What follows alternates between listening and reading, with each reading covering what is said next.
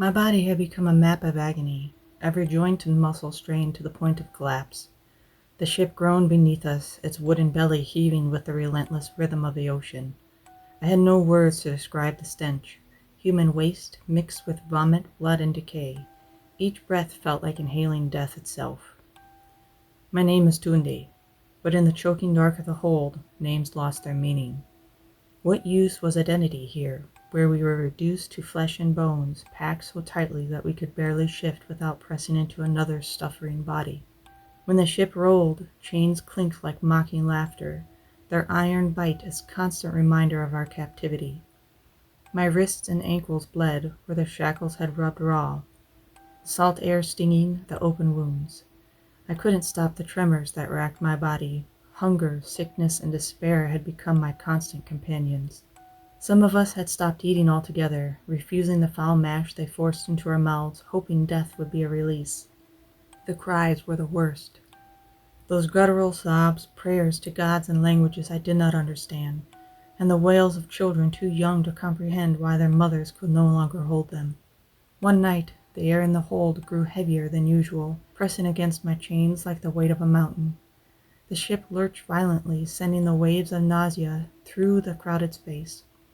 Beside me, a man groaned weakly. I had come to know him as Adisa, though neither of us spoke much. There was little energy left for words. Adisa's breathing was shallow, a rasping sound that clawed at my ears. I turned my head toward him, though there were little light to see by. His body trembled, the fever that had gripped him now burning away what little strength he had left. "Hold on," I whispered, though my own voice was barely audible over the creaking of the ship and the muffled cries around us. But he didn't answer. I reached out with what little movement the chains allowed, my fingers brushing against his arm. His skin was slick with sweat, his muscles slack. A shudder ran through him, and then he went still. "Adisa!" My voice cracked, fear and sorrow choking me. Nothing. I felt his spirit leave, a weight shifting in the oppressive darkness. My stomach churned, not from the sickness that had plagued me since the journey began, but from the grief that hollowed me out. He was gone, just like so many others, another life stolen by this cursed voyage. His body grew cold against mine, but I had no space to move away. I was forced to lie there, pressed against death itself, my mind spiraling into despair. I thought of his family. Did he have a wife? Children? Were they waiting for him, clinging to the same fragile hope I held for Albini and Olu? I would never know, just that he would never see them again. Time stretched, every second an eternity as I lay beside his lifeless form. His scent, once merely the sweat of a fellow captive, began to change, the smell of decay creeping in. It was unbearable, but what choice did I have?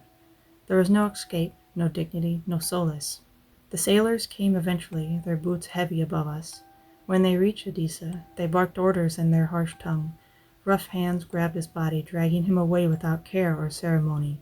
His head thudded against the wooden planks as a sound that reverberated in my chest like the tolling of a bell. They tossed him overboard. I didn't see it, but I heard the splash. It was final, a punctuation marked to a life that had been erased. No prayers, no mourning, just the indifferent sea swallowing him whole. For hours I stared into the blackness of the hold, unable to close my eyes. His absence was a gaping void, a reminder that any one of us could be next. I prayed silently, my lips forming words in the tongue of my ancestors. Orun Mila, guide his soul. Let him find peace where I cannot. Let him return to the embrace of his ancestors. But even as I prayed, doubt gnawed at me. Could the gods hear me, in this place so far from home? Or had they turned their backs, powerless against the evil that consumed us? My chest tightened, the weight of it all threatening to crush me. I wanted to scream, to wail like the women who had been ripped from their children, but my voice would not come. All I could do was endure, my body trembling as silent tears carved rivers through the filth on my face. Adisa was gone, but I was still here. That thought haunted me. Why him and not me? Was it luck or something more cruel? I closed my eyes eventually, though sleep did not come. In the suffocating darkness, I saw Abini's face, her eyes filled with the strength I no longer felt. I heard Olu's laughter, a sound that now seemed like a distant dream. I had to survive. For them, if not for myself. But survival felt like a hollow goal when death loomed so near, waiting patiently for its next victim. When we were finally brought on deck one morning, the air was thick with salt and foreign smells. I could see land on the horizon, green and unfamiliar, like something out of another man's story. America, one of the sailors said. The word fell like an anchor into the pit of my stomach. It was the beginning of a new chapter in our suffering. The moment my bare feet touched solid ground, I stumbled, my legs weak and unsteady from weeks of confinement. The world outside the ship was bright and blinding, a cruel contrast to the suffocating darkness I had grown used to. But the fresh air did not bring relief. It carried with it heavy scents of sweat, tobacco, and an underlying rot. I was prodded forward, the chains biting into my raw skin as the men shouted commands in their harsh tongue. I didn't understand their words, but the meaning was clear. Move or suffer the consequences. When I saw the platforms ahead, a wave of nausea rolled through me.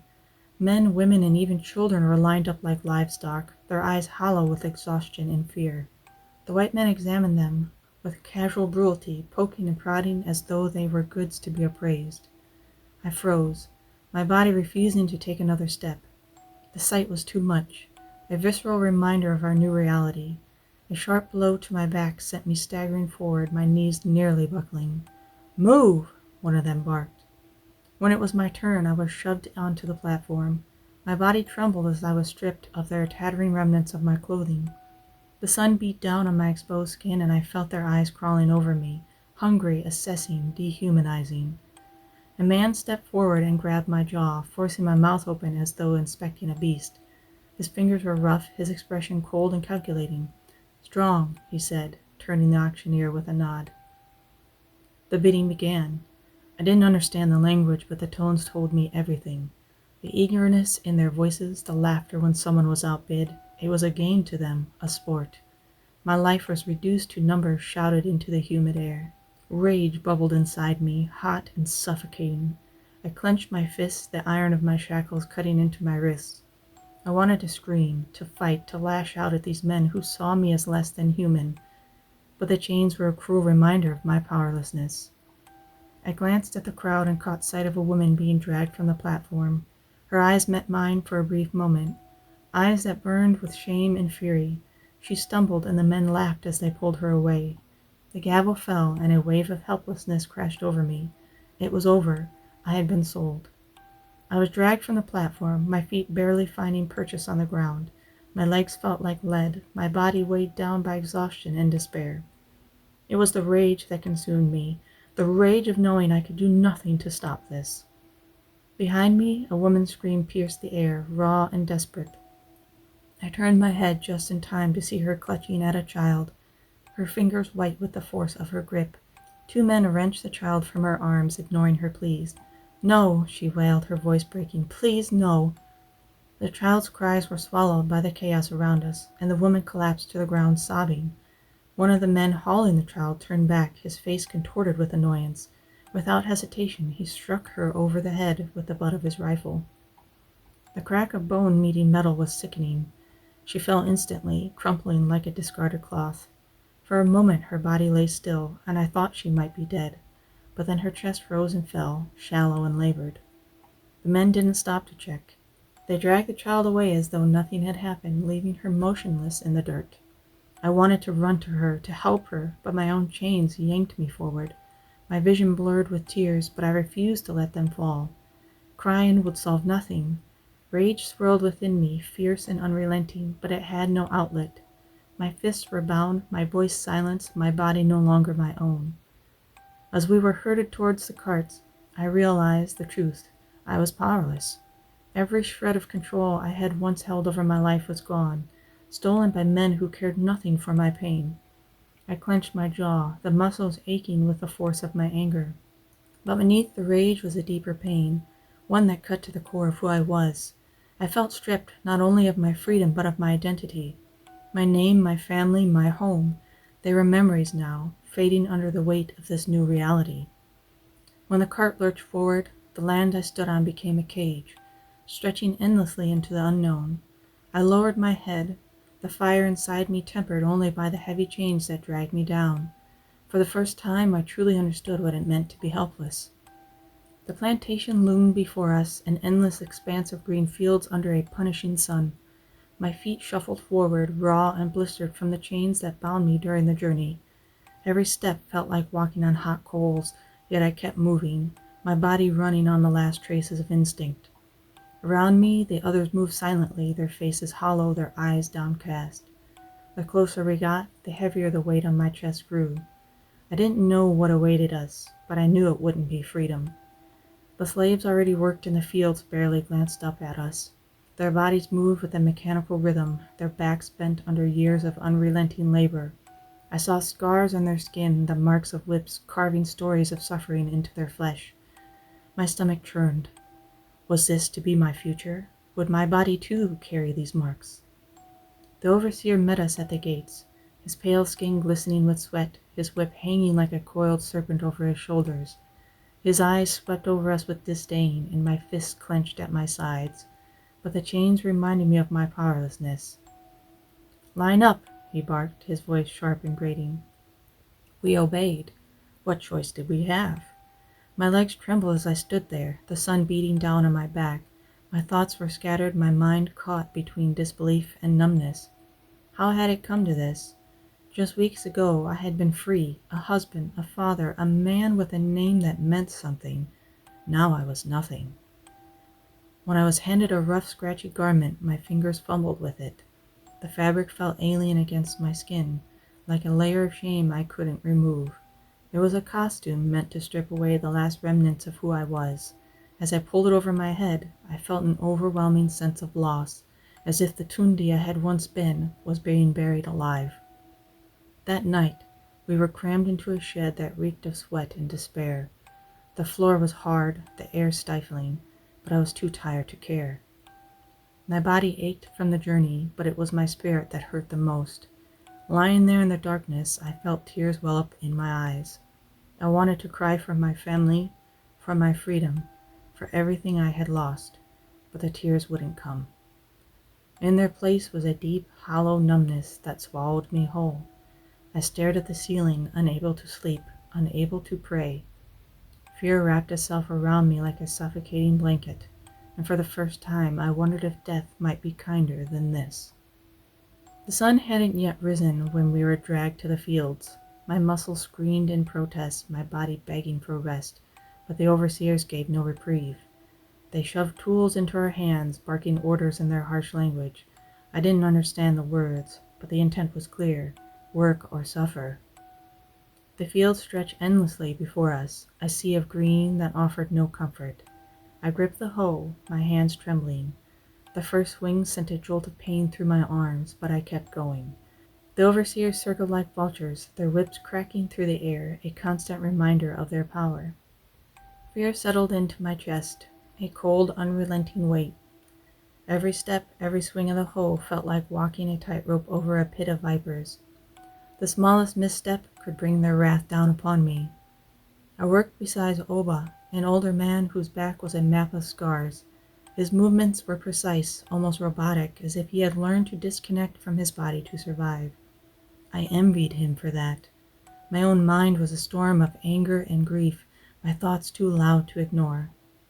"Don't think," Oba whispered without looking at me. "Just work. It's the only way." But how could I not think? How could I not feel the rage bubbling beneath the surface, threatening to consume me? The first time I saw the whip fall, my heart nearly stopped. A boy ahead of us had collapsed, his frail body unable to withstand the labor. His cries tore through the air, sharp and desperate. The overseer didn't hesitate. "Get up," he shouted, his voice cold and unfeeling. The boy couldn't move. The first lash tore through his shirt, leaving a jagged line of blood across his back. He screamed and my stomach turned. The lashes kept coming, each one a brutal punctuation mark in the overseer's sentence. I froze, my hands tightening around the hoe. I wanted to rush forward, to stop the madness, but my feet wouldn't move. Fear rooted me to the ground, paralyzing me. I was helpless, chained by more than just iron. When the boy's body went limp, they dragged him away, leaving a trail of blood in the dirt. My hands trembled as I forced myself to keep working, the weight of my own powerlessness pressing down on me like a boulder. The nights were no kinder than the days. In the darkness of the shacks, the weight of everything I endured crashed over me. My body was a collection of aches and bruises, my muscles screaming for rest. But it was a silence that was hardest to bear. I lay awake most nights, staring at the wooden beams above me. My mind replayed the events of the day, each moment seared into my memory. The whip, the boy's cries, the overseer's laughter. It all echoed in my head, refusing to be silenced. The fear never left me. It followed me into the fields, into the shacks, into my dreams. It gnawed at my spirit, threatening to consume what little was left of me. But there were moments, however fleeting, when I felt something else, a spark of defiance buried deep beneath the fear and numbness. I saw it in the small acts of resistance, the quiet prayers whispered in the native tongue, the stolen glances that reminded us we were still human. It was during one of these moments that I met Kofi. He was older, his face lined with years of suffering, but his spirit was unbroken. He spoke to me one night, his voice low and steady. "They can break your body," he said, his words like a lifeline in the darkness, "but they cannot touch your soul, Tunde. That is yours, and yours alone." His words stayed with me, even as I doubted them. My soul felt as though it had been ground into the dirt, trampled beneath the overseer's boots. How could I hold on to something I could no longer feel? But Kofi's conviction planted a seed within me. I began to watch, to notice the rhythms of the plantation, the guards' patterns, the layout of the fields. Each detail became a piece of a puzzle I didn't yet know how to solve. One night, I dreamed of Ebony. She stood before me, her eyes fierce and unyielding. "You must survive," she said, her voice steady. "You must remember who you are." I woke with tears streaming down my face, the first I had allowed myself since arriving here. Her words became my anchor, a reminder that even in this hell, I was still Tunde. I was still a husband, a father, a man who belonged to something greater than this plantation. The fear was still there, a constant companion, but so was the spark. It was small, fragile, but it burned nonetheless. Escape wasn't something you spoke of lightly. The very word was dangerous, a spark that could ignite a fire of suspicion. But the whisper started small, like the rustle of leaves in the wind. Kofi had been watching the plantation for years, piecing together a map in his mind. He shared his knowledge in fragments, careful not to speak too loudly. "There is a stream past the north field," he whispered one night as we huddled in the corner of the shack. "It cuts through the woods. If we follow it far enough, it could lead to freedom." The others in our shack listened with cautious hope, their faces a mixture of longing and fear. I stayed silent, my heart pounding. The thought of escape terrified me, but it also ignited something deep within, a flicker of hope I had almost forgotten how to feel. But it wasn't just our shack. Across the plantation, dozens of other shacks stood in the darkness. Inside them were men, women, and children who shared our suffering but would not share in our plan. The knowledge was a weight on my chest, a guilt I couldn't shake. As Kofi whispered his instructions, I thought of the faces I had seen during the long days in the fields. The old woman whose hands trembled as she picked cotton, the young boy who worked with raw bleeding fingers. They would be left behind, their suffering unchanged by our escape. "How can we leave him?" I asked Kofi one night, my voice barely above a whisper. "We can't save everyone," he replied, his eyes heavy with sorrow, "but if we succeed, we might inspire others. Freedom has to start somewhere, Tunde." His words made sense, but they didn't ease the ache in my heart. The thought of walking away from so many lives felt like betrayal, but what choice did we have? Staying meant dying slowly, our spirits crushed under the weight of the overseer's boots. The nights passed slowly, each one bringing us closer to the plan's execution. My body was a bundle of nerves, my mind a storm of doubt. What if we were caught? What if the overseers punished everyone because of us? The fear was paralyzing, but the alternative was worse. The night we chose was moonless, the sky a blanket of inky blackness. The air was thick with tension as we slipped out of the shack, our footsteps muffled by the damp earth. My heart pounded in my chest, each beat a drummel of fear and anticipation. Kofi led the way, his movements quick and deliberate. I followed close behind, my body tense, my senses heightened. Every snap of a twig, every rustle of the leaves sent a jolt of fear through me. I held my breath, listening for the sound of dogs or voices. As we passed the rows of shacks, my steps faltered. The sight of them, silent, shadowed, and full of people we're leaving behind, hit me like a blow to the chest. I thought of Nia, the woman who sang softly to calm her baby after long days in the field. I thought of Dapel, whose laughter had been silenced by too many lashes of the whip. I thought of all the faces I had come to know, each one etched with suffering, each one dreaming of freedom they might never see. A voice inside me screamed to stop, to turn back and wake them all. But the rational part of me knew it was impossible. We couldn't take everyone. The risk was too great. The guilt clawed at me, each step forward feeling like a betrayal. My throat tightened as I thought of what would happen when the overseers discovered we were gone. Would they punish the others? Would they tear apart the lives of those who had done nothing wrong? I bit down on the wave of despair threatening to overwhelm me. There was no room for hesitation, no time for regret. I had to focus on survival, for myself, for Kofi, and for the others in our small group. "Keep moving," Kofi urged, his voice steady but tinged with urgency. Tears blurred my vision as I pressed on, my feet carrying me farther from the life I had known. But even as the shacks faded into the darkness, the weight of those left behind stayed with me, a heavy burden I would carry long after the night was over. When we reached the edge of the woods, the relief was short-lived. The trees closed around us, their shadows deep and foreboding. The stream was there, just as Kofi had said, its waters glinting faintly in the darkness. "Step into the stream," Kofi whispered. "It will hide our scent." The cold water bit at my ankles as we waded in, using the stream to mask our trail. My body trembled both from the chill and the fear coursing through me.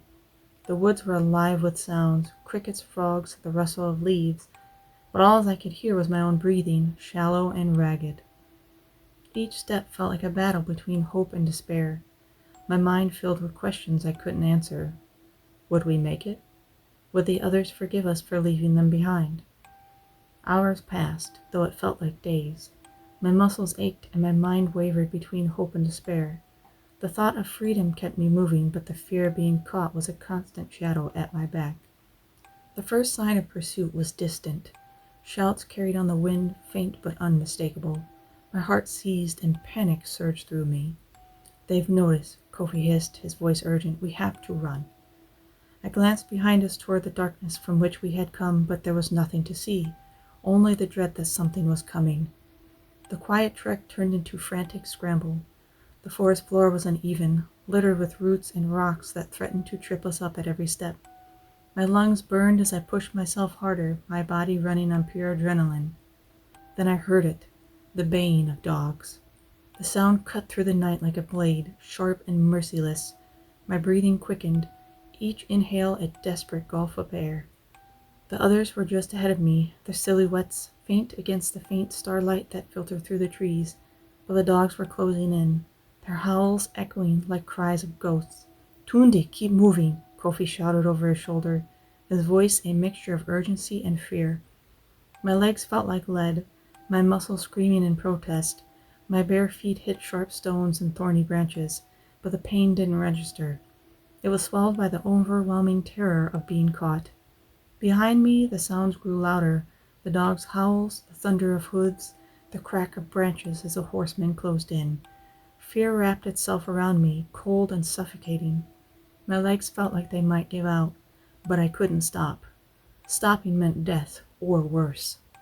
"Faster," Kofi urged, pulling someone who had stumbled back onto their feet. I pushed myself harder, my legs screaming in protest. My body felt like it might shatter under the strain, but I didn't care. Each step was a prayer, a desperate plea for deliverance. The woods opened up suddenly, revealing a wide stretch of water, a river. My heart sank. The current was strong, the water dark and uninviting, but there was no time to hesitate. "We swim," Kofi said, his voice steady despite the fear in his eyes. The cold water hit me like a wall, stealing the breath from my lungs. I kicked and thrashed, the current pulling at me like an invisible hand. My limbs ached, but I kept moving, driven by the primal will to survive. I could hear the dogs on the other side of the riverbank, their howls rising in frustration. The horsemen shouted orders, their voices tinged with anger. We collapsed on the riverbank, our bodies trembling with exhaustion. My chest heaved as I tried to catch my breath, the taste of freedom mingling with the bitter sting of fear. For the first time in what felt like eternity, I allowed myself to hope. The forest around us was silent, the only sound the gentle lapping of the water. But the fear lingered, a shadow that refused to fade. I knew we weren't truly free. Not yet. The slave catchers would keep searching, their determination as relentless as the sun. Kofi sat beside me, his gaze fixed on the horizon.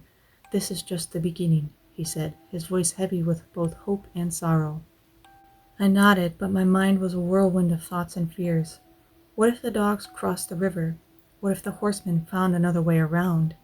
Even in the quiet, I felt the weight of their pursuit. My body was too exhausted to cry, but my soul wept for those left behind. Would they even know we had made it this far? Or would the punishment come down to them like a hammer, crushing what little hopes remained in their hearts? That night, as we moved deeper into the forest, I prayed, not to the gods of the plantation, but to my ancestors, to the spirits who had walked before me. I asked for their guidance, their protection, and their strength. Each step away from the plantation was a step into the unknown, but it was also a step closer to freedom, and for the first time, the word felt real, not as a dream but as something tangible, something worth fighting for. It was Kofi's sharp command that yanked me out of my daze. "Run!" he whispered fiercely, his eyes wide with alarm.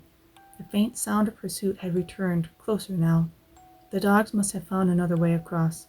My body was screaming for rest, but there was no time. I could hear my own breathing, shallow and ragged, as we took off again. My heartbeat pounded in my ears, each thud a countdown. My legs burned, but I couldn't stop. The forest closed in around us, the trees becoming thicker, their roots a maze that threatened to trip us. I stumbled more than once, catching myself just before falling. Behind us, the dogs were gaining, their howls now accompanied by the unmistakable sound of horses. A shot rang out, the crack of a gun split in the air. I flinched, my steps faltering. "Don't look back," Kofi shouted, his voice cutting through the panic. But I couldn't help it. I turned around, just for a moment. The sight chilled me to my core. The slave catchers were close, their lanterns swinging like fiery eyes in the darkness. I ran faster, my lungs burning, my legs trembling. The fear was suffocating, but there was something else now, hope. It was faint, a whisper against the roar of terror, but it was enough to keep me going. The sound of the river was up ahead again. This time the current roared louder, as though it too wanted freedom. I could hear the shouts behind me, the frantic barking of the dogs. My breath came in sharp, ragged gasps. My heart pounded so loudly it felt like it might burst. The water rushed around my legs as I plunged in, the cold stealing the breath from my lungs. But I didn't stop. I kept moving, kept pushing, even as the current threatened to pull me under. The voices behind me grew fainter, swallowed by the roar of the river. When I finally reached the other side, I collapsed onto the muddy bank, gasping for air. For a moment, all I could hear was the pounding of my heart and the rush of the water. My body ached, my lungs burned, but I was alive. And for the first time in years, I allowed myself to believe that I could be free. The forest grew darker as we pressed on, the moon still refusing to show itself. My breath was shallow, each inhale dragging against my chest. My legs were numb, carrying me forward on the sheer will alone. The others were close behind, their footsteps barely audible over the sounds of the night. We had crossed 2 rivers now, each one colder and stronger than the last. The dogs had fallen behind, their barking distant enough to offer a shred of hope, but the silence that replaced them was unnerving. It felt like the forest itself was holding its breath, waiting to reveal some hidden truth. Kofi motioned for us to stop. We crouched low behind a fallen tree, our bodies trembling from the cold and the strain. My eyes darted around the shadowy woods, searching for any sign of pursuit. "We're close," Kofi whispered, his voice barely audible. "If we keep moving east, we'll reach the edge of the forest. Beyond that," he trailed off, his expression unreadable. "Beyond that is freedom," someone whispered. I wanted to believe it. I wanted to let the words wrap around me like a warm blanket. But something inside me wouldn't let go of the fear, the doubt. Every step forward felt like stepping into a trap, like the forest was leading us into the jaws of the overseers. We rested only for a moment before Kofi urged us onward. The woods thinned as we moved, their trees growing further apart. My heart quickened. Open land was dangerous. There would be no shadows to hide in, no branches to muffle our steps. But it was also a sign we were close. My chest tightened with a mixture of hope and dread. The trees gave way to a field, the grass swaying gently in the night breeze. In the distance I could see the faint outline of hills, their silhouettes bathed in starlight. My heart soared. This was it, the edge of the plantation, the boundary of life I had known. Kofi turned to us, his face solemn. "We run now, fast as we can." I nodded, the others doing the same. My body screamed for rest, but I ignored it. Freedom was so close I could almost taste it. We broke into a sprint, our feet pounding against the soft earth. The field stretched out before us like an endless expanse, each step taking us further from the horrors we had left behind. For the first time in years, I felt something I could only describe as lightness. The chains were gone, not the ones on my wrists or ankles, but the invisible ones that had bound my spirit. I ran harder, my breath coming in the sharp gasp, my heart hammering in my chest.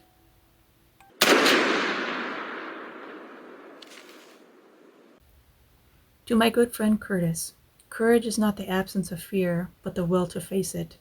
It is born in the moments when everything within you screams to stop, yet you take one more step forward.